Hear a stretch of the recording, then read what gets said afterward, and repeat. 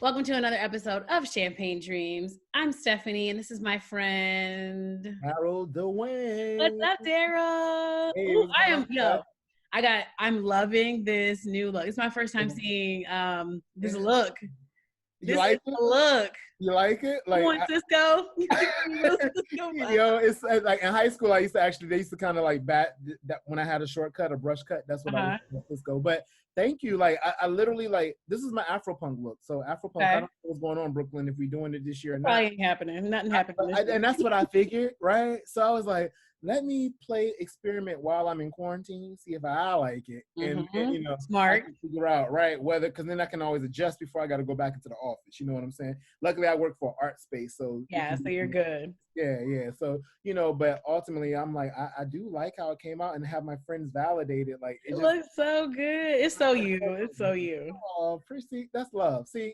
y'all got to get some more love in your life. When people roll with you, they tell you the truth. I appreciate that. So look, okay, I want to get right into it. It's the holiday weekend. It is. Tomorrow, Versus is having a special like Memorial Day edition. Jagged Edge and 112. I am so hyped, but a monkey wrench has kind of been thrown into it where Duran and Q from 112 are not participating in it because of some legal battle. I'm like, they were like the main and Q had a lot of the runs, and he also has some everything. Like, and Duran was that you know, he was the bass or that vocal. They're like Beyonce and Kelly, you know what I'm saying, of the group. I don't know. It kind of makes me like, I'm like, I don't like. Am I less excited now knowing that? I don't know. Maybe something will change. I mean, you know, between today and tomorrow. It just tells me I need to root for Jagged Edge. I mean, I'm a Jagged Edge like because they both person, but we're talking about music. Like, okay, ultimately, I'm a Dru Hill, like Dru Hill. But okay, between like Baltimore, I love Jagged Edge for sure. I love their songs, but like none of them are like, how do I say this? Like super extraordinary singers. You know what I'm saying? Like none of them. Does that make sense?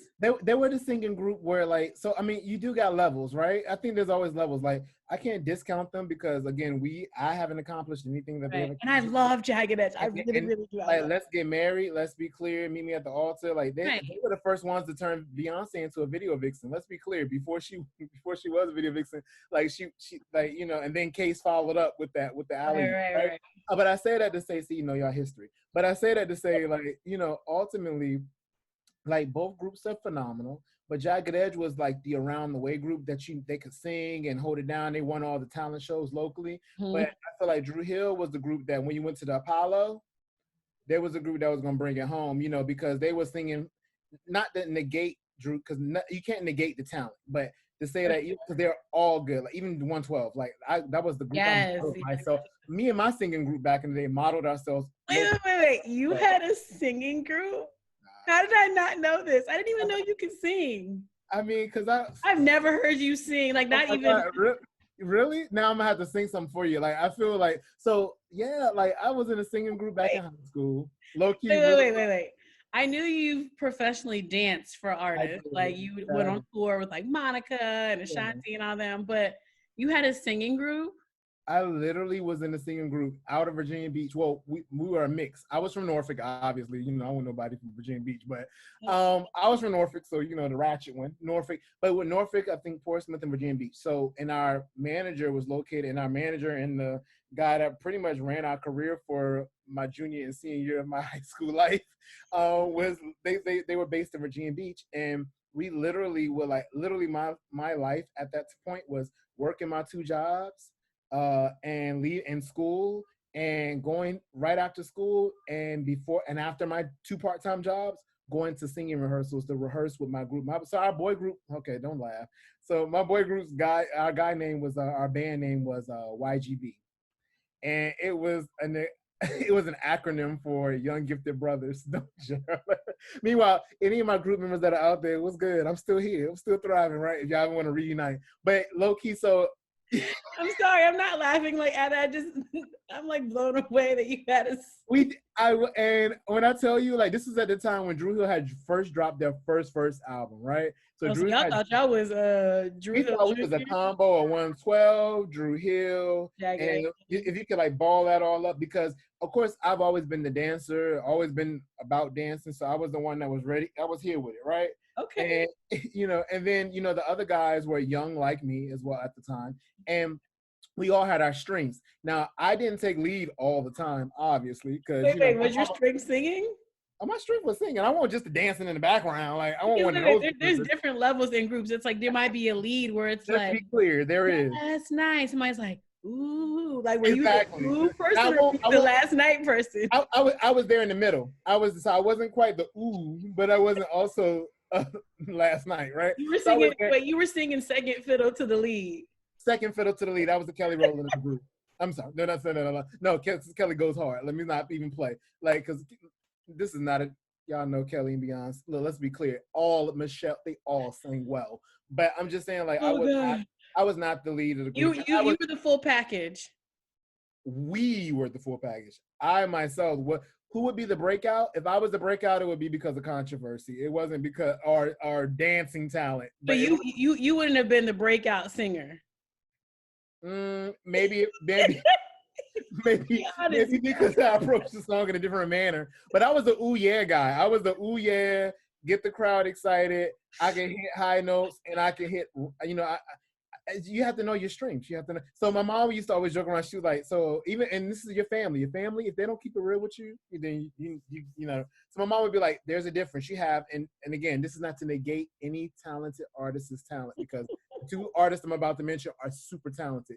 But let's be clear, there is a distinction, right? So my mom would be like, baby, you can sing, you're good, but you're more like a Usher. Usher's phenomenal. So I was like, oh shit, well, I'm doing my thing, right? And then she said, but you're not a Luther. And there is a difference. And there is a difference. Like Luther, a microphone, and him. Like Luther didn't have to do flips and twirls. If he sat in a chair the whole time. Exactly. Fine. But Usher's doing flips, making U's with his legs. That's a part of who he is. That's part of the show. Yeah. And that was me. Like I knew that I wasn't just resting, because not arrested, because Usher's talented, but it couldn't just be a vocality situation. It had to be like I was a performer, and I knew that. And this is why I ultimately went into dancing, which eventually led me to performing arts, which eventually led me to visual arts, which I was already doing kind of sort of both intermittently as I grew up. So I can't believe I just learned something new about you tonight. Even though it's so funny how you can know somebody for years. Like we've known each other for years, and this has never came up in conversation. I have to show you pictures. Like we have pictures. And we used to go to these little juke joints in Virginia Beach, and I would sing, and we would. Yeah, it was crazy. I mean, there's a lot of talent that comes out of Virginia. So when I was at like middle school, high school, Trey Songz.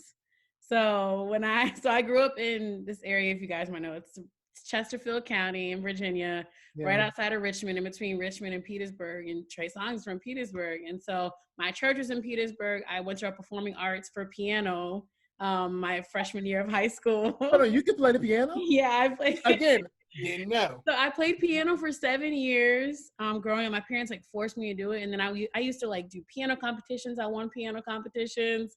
I went to a performing arts high school my freshman year, and then I ended up leaving because I was like, I'm not trying to make piano my whole life. Anyway, I went to a talent show one evening with some friends at Petersburg High School, and Trey was performing because that's the high school he went to. And he was going by Tremaine Neverson then, which is his real name. I remember him performing shirtless. I think he might have had a blazer on, no shoes on, throwing rose petals at the girls. And it's so funny because then couple years later he blew up. But it's so crazy to really see how people start off doing high school talent shows, and now they're celebrities. I think that's really awesome. It's reflective of I think For Real said it best. Something's in the water, right? Like I always make that joke. Oh, this man For Real. I'm country, I blame my mama. I call you For Real because you're the truth. Exactly, he is the truth. And even with For Real, my many encounters with For Real, I look back, the first time I ever had a conversation with this man was at 17. Wait, didn't you say you called him? I did. But this is before I knew he was. I didn't. This is like I had to be like 16. So this is like 1997, 98, maybe. No, I'm lying. More like 99 because I was like close. I was 16 teetering on the 17 around about. So 99. And I literally. All right, because he's been in the game like a little over, like over 20 years. So. Yeah, I was singing at the mall, like showing off. Because again, I used to be in a boy group. So me and my boy group, this is my senior year in high school. We had sort of disbanded at this point because I was getting ready to go off to college. Wait, what were the other two doing? I don't know what they were doing. At this point, I was like, look, this ain't going nowhere. And my mama said, I can't live in her house and not be in school. So I was like, you broke the group up because you had to go get a degree. I was like, so college it is. I was like, so I dipped. I was out. Went off.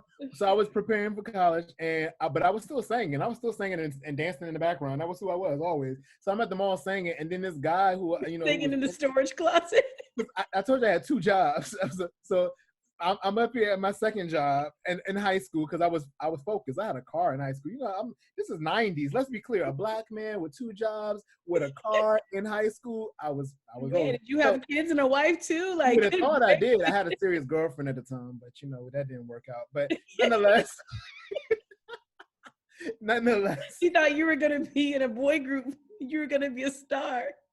I was ready. But oh boy, gave me the number, said, yo, you should really reach out to this guy. His name is Pharrell. And I was like, oh, okay. Mind you, I had no clue. So I had met Pharrell multiple times prior to this because I worked in the mall. Mm-hmm. I used to sell him and Malice and Pusha T like stuff in the mall. And MacArthur Mall had literally just opened around this time frame.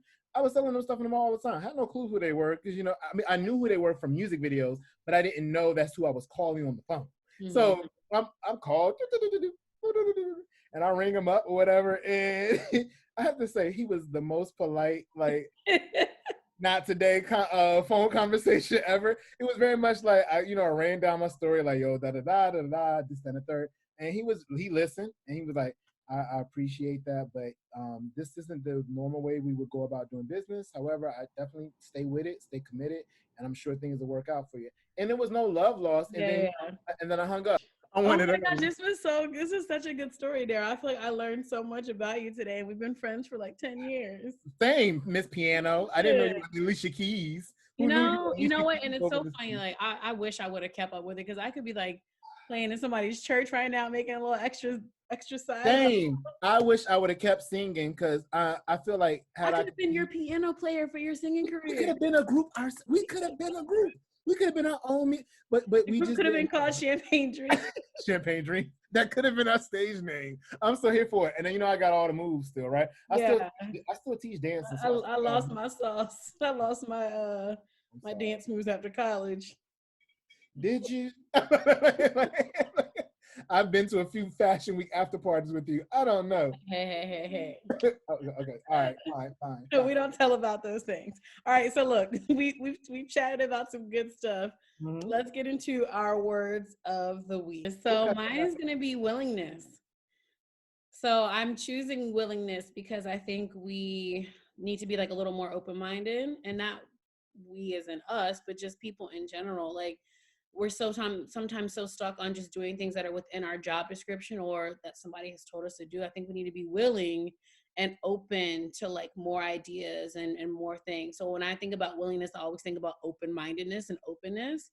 So being willing to, just experience new things. That's going to be my word for the week. I love it. And you know what? Again, we never planned this, but it's ironic that your word of the week always coincides with my word of the week. So my word of the week for this week is humility.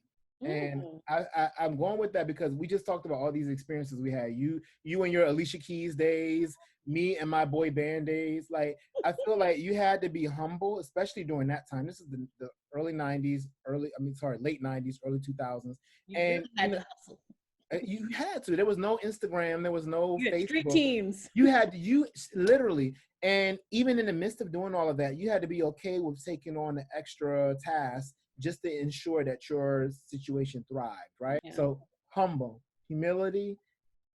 I love that overlap. Humility. Well, because when you're humble and you have humility, it allows you to be more willing to do other things that are usually in line with your character to get to where you are. So, yes. So thanks guys for watching another episode of Champagne Dreams. Hope you enjoy. Make sure you follow us on social media. We'll see you next time.